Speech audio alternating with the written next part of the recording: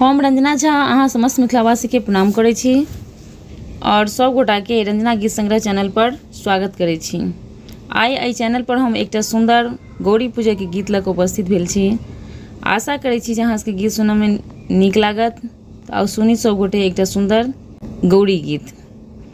फूल गम गम रे फूल चम चम रे फूल बगिया लगे सुहान रे भाग्य हमारे मिथिला के फूल गम गम रे फूल चम चम रे फूल बगिया लगे सुहान रे भाग्य हमारे मिथिला के।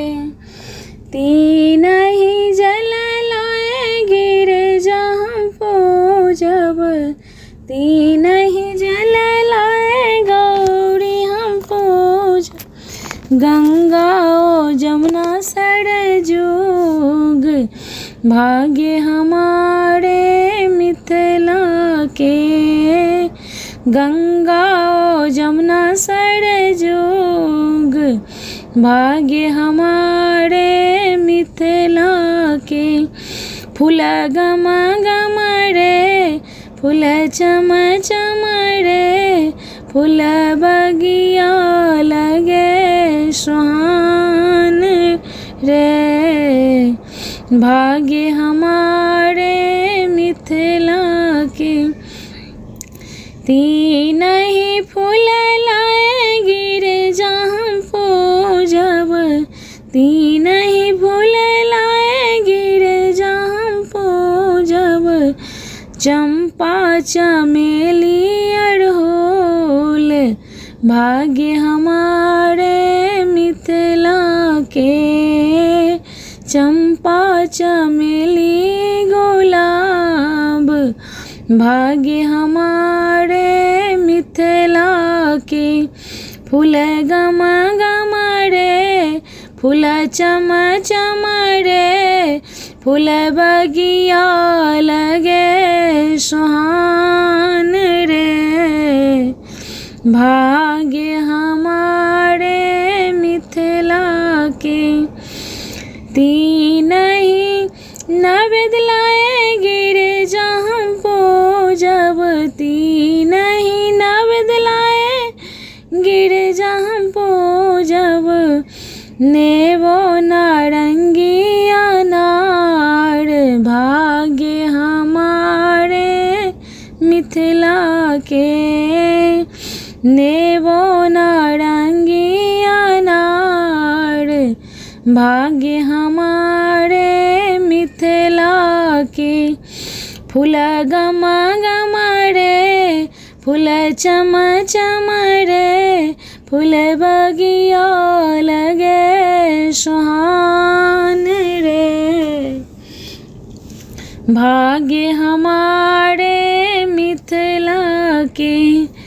तीन ही धूप लाए गौरी हम पूजब तीन ही धूप लाए गिर जहाँ पूजब धूपो दीपो गुगुल भाग्य हमारे मिथिला के। धूपो दीपो गुगुल भाग्य हमारे मिथिला के।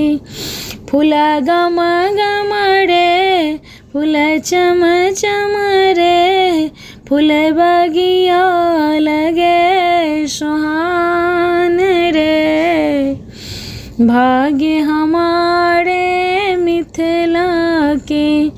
तीन ही सिंदूर लाए गिर जहाँ पूजब तीन ही सिंदूर लाए गौरी हम पूजब मटिया ओ पीपा चीन भाग्य हमारे मिथिला के।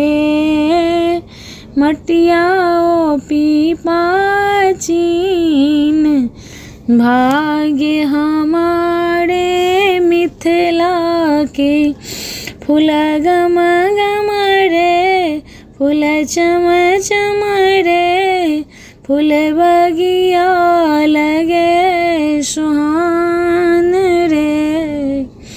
भाग्य हमारे मिथिला के फूल बगिया लगे सुहान रे। भाग्य हमारे मिथिला के। गीत सुनबा में केहन लागल कमेंट करके बताएब। और यदि हमरा चैनल पर केओ गोटा नव छी तऽ हमरा चैनल के वीडियो के लाइक करब, चैनल के सब्सक्राइब करब। गीत सुनबाक लेल सब गोटा के धन्यवाद।